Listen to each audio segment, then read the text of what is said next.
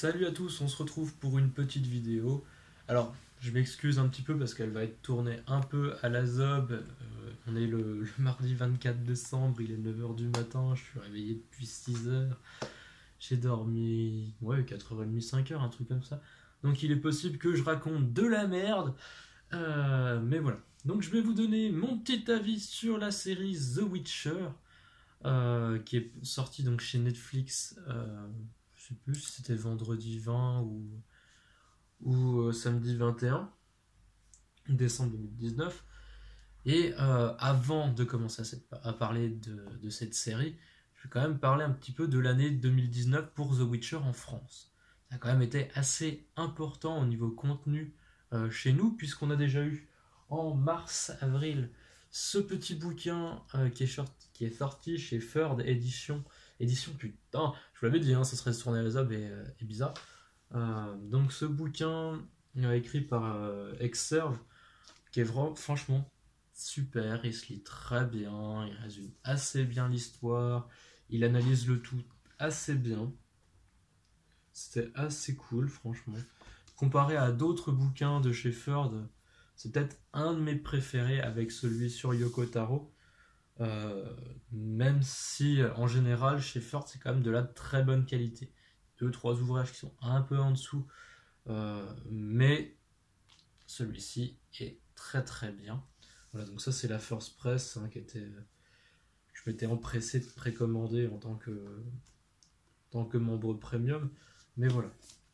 Donc si vous êtes fan de The Witcher, si vous voulez en savoir beaucoup plus sur l'univers, voilà, donc vous pouvez facilement vous passer par ce bouquin. D'ailleurs, hein, si ça vous intéresse en général, regardez sur GOG, hein, pour faire la trilogie. Euh, Grand maximum, vous en aurez pour même pas 30 balles pour avoir tous les jeux, à part Thronebreaker. Mais voilà, c'est tous les jeux en édition la plus avant, la plus large, que ce soit la complète édition pour The Witcher 3, la Enhanced Edition pour le 1, et je sais plus le nom de la spéciale de la deuxième. Mais voilà. Bref, c'est les éditions complètes, ce qui est plutôt cool. Dans les mêmes eaux, en mars-avril, on a également eu le droit à la publication du JDR papier The Witcher chez Arcane Asylum. Alors, je vais pas vous mentir, hein, je l'ai bossé au mois de mars-avril quand je l'ai eu. Je l'ai bossé, sauf que en mai, juin, juillet, août, septembre, octobre, j'étais fort occupé. En novembre, j'étais pas dispo pour me lancer à le masteriser pour des débutants. Et puis, ben, ce qui fait qu'on est en décembre 2019 et je l'ai toujours pas fait jouer. Voilà, donc on passe une bonne année avec un jeu que j'ai toujours pas pu faire jouer, malheureusement, mais qui est plutôt cool au niveau du contenu, etc. Il est vraiment sympathique.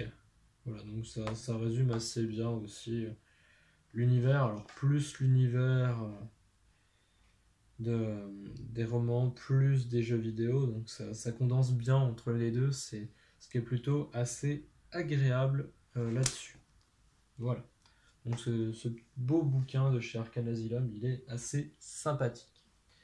Et toujours chez eux, eh bien, ils nous ont sorti également une des extensions du jeu, donc Seigneur et Fief, alors que personnellement j'ai trouvé un peu légère, mais bon, c'est comme ça. Qui était quand même avec l'écran de jeu que vous voyez partiellement derrière, qui, je m'attendais à quelque chose d'un peu plus joli. Il reste agréable, mais pour un écran de jeu, voilà, ça aurait pu être un petit peu mieux. On a également eu cette année un comics, alors je sais, c'est le The Witcher, la légende, la maison de verre, je crois, c'est ça. Ouais. Qui est sorti en début d'année, le premier semestre de 2019. Graphiquement, j'ai pas spécialement accroché, mais c'est celui que je trouve un peu en dessous des deux autres.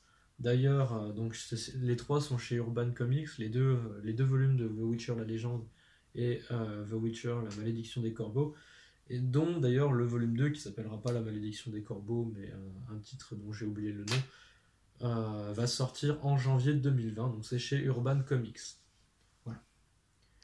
Et puis le dernier élément qui est quand même sorti avant la série, c'est le portage Switch de The Witcher 3, The Witcher 3, The Wild Hunt sur donc Nintendo Switch.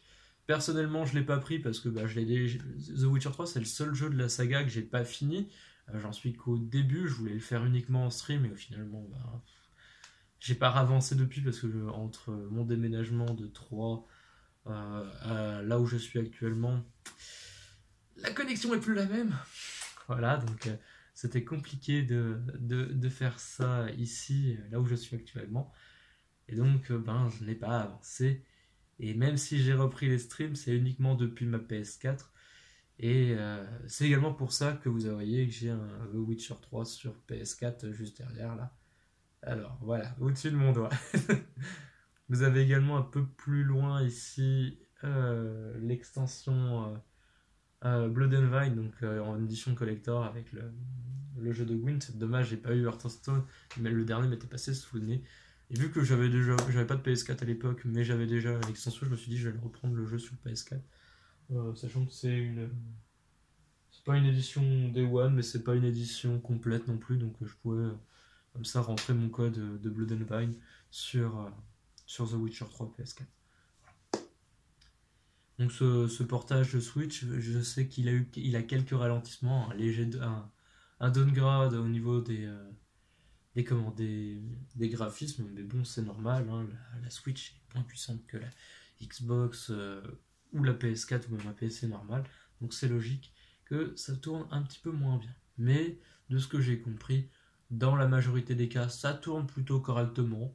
C'est juste dans les villes où quand il commence à y avoir un peu trop de monstres, un peu trop de mobs, que ça commence à ralentir, mais sinon ça se joue plutôt bien. Et puis bon, nous arrivons à la série Netflix, donc sortie, je sais plus si c'était le vendredi 20 ou le samedi 21 décembre, enfin c'est dans ces eaux-là, 2019. Alors, je préfère vous prévenir, hein, ça va spoiler sévère. Donc si vous voulez éviter, si vous voulez profiter de la série, je vous conseille de vous casser tout de suite, en fait. Tout simplement, cassez-vous si vous voulez pas être spoilé. Mais voilà. Donc je vais attendre un tout petit peu. Je vous laisse 3 secondes. Voilà. Alors maintenant on est entre gens, je peux spoiler correctement. Et donc la série The Witcher, la saison 1, elle est en 8 épisodes. 8 épisodes.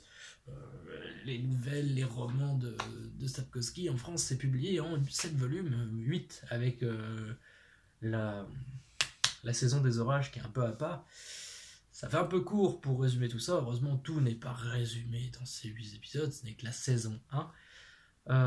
Mais en même temps, ils ont fait des choix scénaristiques qui étaient un peu bizarres au niveau des raccourcis, etc.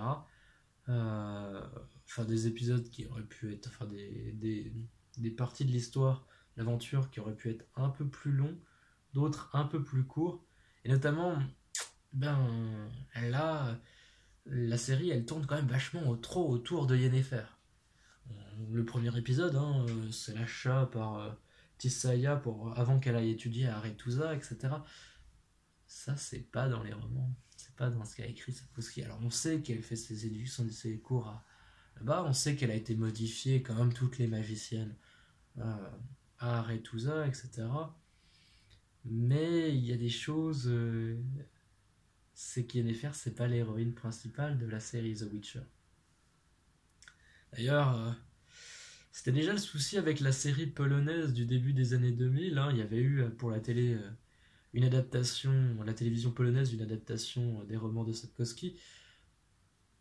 Là, c'était Geralt qui était au centre. C'est déjà un peu mieux puisque bon, alors certains vont crier au machisme, mais dans les livres, les œuvres de Sapkowski, le personnage central, c'est Ciri, un personnage féminin. Donc on aurait pu très bien prendre le personnage de Ciri pour raconter toute l'histoire. Et après, on passe quand même beaucoup dans l'œil de Geralt, mais le souci de la série polonaise, c'est que finalement on se concentre sur la jeunesse, un peu ce qu'il y a avant Sapkowski, Et les jeux vidéo, eux, ils font après Sapkowski. Donc c'est assez bizarre, même si ce dernier reconnaît pas forcément la légitimité de la série vidéoludique. Je sais même pas, je connais pas du tout son avis sur la série télé polonaise. Je ne connais pas son avis non plus sur la série de Netflix. J'ai pas été me renseigner s'il avait donné des infos sur ces points-là, mais quand même.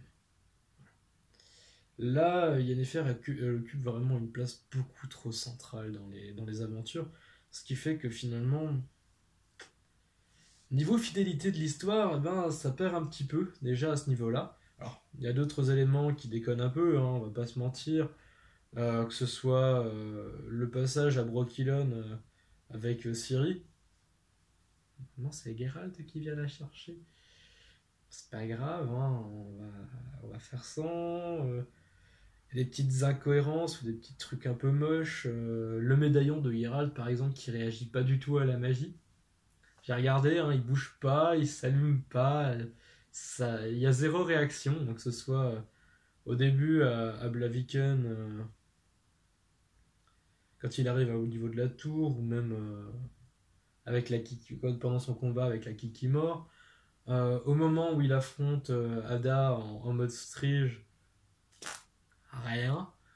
Enfin bref, il y a plein de... Quand il se fait attaquer par les ghouls aussi. Alors il les sent, hein, on voit qu'il sent qu'il y a quelque chose. Bon, en même temps, on est un peu une enfin, un champ de bataille qui a pourri un peu, donc c'est logique qu'il y ait des nécrophages qui apparaissent. Mais c'est bizarre, le médaillon, zéro réaction. Voilà. Et puis dans les trucs un peu moches, si vous regardez les oreilles des elfes, je les trouve particulièrement dégueulasses. Notamment le passage avec l'espèce de faune, là, le. Putain, je sais plus ce que c'est exactement comme créature, l'espèce de diable, là, des blés, dans le petit village, là où il rencontre Jasquier, etc. Là, je trouve que ça va un peu vite, sachant qu'il y a un personnage qui est assez important, qui me semble c'est Oruviel hein, qu'on voit à ce moment-là, qui est assez importante un peu plus tard. Enfin bref, c'est des petites choses comme ça qui clochent un peu, mais c'est vrai quand même qu'il y a quand même... Putain, ça fait beaucoup de quand même. Il y a des passages qui sont assez fidèles. Je vais pas dire très fidèles parce qu'il y a quand même quelques différences où c'est juste un peu trop rapide. C'est vrai que le combat avec la Strige, par exemple, normalement, c'est pas tout à fait comme ça que Geralt il soigne Ada. Hein. Normalement, c'est en passant la nuit avec elle, enfermée dans le tombeau. Voilà, bref, c'est des petites choses qui sont pas. D'ailleurs, qui sont bien. Qui étaient plus ou moins bien retranscrites dans le jeu vidéo, dans le premier The Witcher. Mais ça, c'est à part. Mais c'est vrai que pour le coup, ben, c'est compliqué. Il y a un passage que j'aurais voulu beaucoup plus long, c'est la chasse au dragon vert avec Yerpen et ses copains, avec sa bande de bras cassés et notamment Vilaine Traternet. C'est un passage qui est très intéressant dans le livre, etc. Là, je le trouve un poil bâclé. Voilà. Mais sinon, quelque chose enfin, qui aurait pu également être un poil plus épique et qui, en plus de ça, est le point de clôture de la série, euh, c'est la bataille de Soden. Hmm. Normalement, il y a un petit peu plus de mages que ça. Ça balance un peu plus de sortilèges. Il y en a plein qui meurent, hein, d'ailleurs, au passage. Et c'est vrai que Triss et Yennefer sont censés donner un petit peu plus de peps à cette bataille. Et, et j'ai du mal. Franchement, j'ai un peu de mal là-dessus. Il y a pas mal de petites choses qui me font tiquer. Voilà. Donc pour en terminer quand même sur cette vidéo qui commence à faire presque 15 minutes quand même, la série The Witcher de Netflix, elle se regarde plutôt bien hein, en même temps. Vu le budget, c'est sûr que c'est un peu moins cheap que la série polaque de 2000, du début des années 2000. Je sais plus, ça doit être 2002 je crois. Quelque chose comme ça, donc c'est même avant les jeux. Puisque je crois que Witcher 1 c'est 2004 ou 2005. Je dis peut-être une connerie, c'est peut-être même 2006. Enfin c'est dans ces eaux-là, entre 2004 et 2006. Mais on sent que les épisodes sont un peu longs parfois. Alors, je vais pas vous mentir, les 4 premiers épisodes, hein, je me suis torché en un soir. Les 4 suivants, j'ai voulu les regarder, j'ai voulu finir la soirée, la saison cette nuit en fait. Et j'ai trouvé ça un peu longuet. En fait, par moment, je me disais, est-ce que je me fais une pause entre chaque épisode, histoire de... Est-ce que j'en regarde que 2 et je me regarderai les 2 autres plus tard, genre demain matin ou demain à midi, etc., dans la journée. Puis je me suis dit, non, c'est le 24, merde, fais autre chose, quoi. Et au final, je me retrouve à retourner une vidéo là-dessus, donc... mais voilà, c'était un peu longuet, j'ai trouvé la deuxième partie. C'est un poil dommage, bon, franchement. Je vais avouer que moi, j'en attendais pas grand-chose au sein de cette série, donc je me disais, je peux pas être forcément déçu. Et ils ont réussi à me décevoir sur certains points quand même. C'est dommage, clairement. Après, c'est une série qui se regarde très bien pour les fans. C'est bien aussi. Mais pour les fans un peu plus hardcore, c'est-à-dire qui ont vraiment lu les livres, enfin, qui ont fait vraiment les 3 jeux à fond, qui n'ont pas fait juste The Witcher 3. Alors, vous voyez, moi, c'est le seul que j'ai pas vraiment fait. Euh, je suis assez mitigé. Je la recommanderais pas forcément pour découvrir la série, hein, je préférerais que les gens lisent les romans. Mais il faut croire qu'à l'heure actuelle, lire pourtant est quelque chose d'assez important, mais la jeunesse, je dis ça parce que j'ai un ami qui est prof de français qui me dit que les étudiants ouvraient un livre et tournaient les pages, comme sur une liseuse, sur une tablette. C'est dommage. Voilà. Donc c'est vrai que les livres sont beaucoup plus agréables là-dessus que comment que la série. Mais bon, c'est dans les mœurs actuelles. En plus, c'est sur Netflix, donc beaucoup de gens y ont accès. Moi, j'avoue que j'ai pris l'abonnement gratuit là, de 30 jours juste pour ça. Mais je retournerai pas. Enfin, je recréerai un compte dans 1, 2, 3 ans quand ils sortiront là. Probablement l'année prochaine, hein, si la série fonctionne bien. À mon avis, elle va bien fonctionner, mais je trouve ça quand même dommage que ça soit pas aussi fidèle au niveau de la chronologie. Parce que j'en ai pas parlé, mais la chronologie c'est quand même vachement le bordel, hein. Un coup on est à Sintra pendant le sac, un coup on est à Blaviken, un coup on est à Aretusa pendant les études de Yennefer. C'est le bordel. Chronologiquement, c'est pas sur les mêmes périodes, hein. Puis pareil, une chose qui est très importante dans les romans, qu'on n'a pas encore vu, alors je sais pas si ce sera dans la saison 2 ou quoi, mais l'enseignement de Ciri dans le temple de Mélitel, euh, ou le passage chez les rats, donc c'est des choses qui sont importantes. Mais c'est vrai que chronologiquement parlant, je sais plus où ça se situe, hein, je veux dire, les romans, je les ai lus il y a en 2019. Ouais, allez, j'ai dû m'y remettre dedans en 2015. Donc je les ai quasiment tous lus entre 2015 et début 2016. Donc ça commence à dater un petit peu, hein, sachant qu'on est fin 2019. C'est plus très frais tout ça dans ma tête et je prends rarement le cas de relire des romans parce que bah, j'en lis en fait. Je redécouvre des classiques et j'ai pas spécialement le temps de relire. Euh, Ça, encore, Sapkowski, ça reste de la meilleure littérature que. Alors je sais pas ce que ça vaut en polac, hein, mais en français, ça reste toujours meilleur que du Trône de Fer. En même temps, faut dire que l'anglais du Trône de Fer, c'est déjà pas terrible, alors bon, parfois les traductions sont un peu mieux, ce qui est le cas pour le Trône de Fer, mais ça reste pas de la très grande. C'est pas de la très grande. Bref, je m'éparpille, mais là-dessus, je vous laisse. Je vous dis à ciao, à plus. Potentiellement, je ferai des lives en début 2020 sur The Witcher 3. Donc, on commencera sur PlayStation 4. Et en fin d'année, là, puisque bon, c'est Noël, je sais que j'aurai un pas d'arcade, puisque c'est moi qui ai réceptionné le colis. Eh bien, je vais clairement doser du Soul Calibur 6 et potentiellement que je ferai quelques games avec Papy Geralt.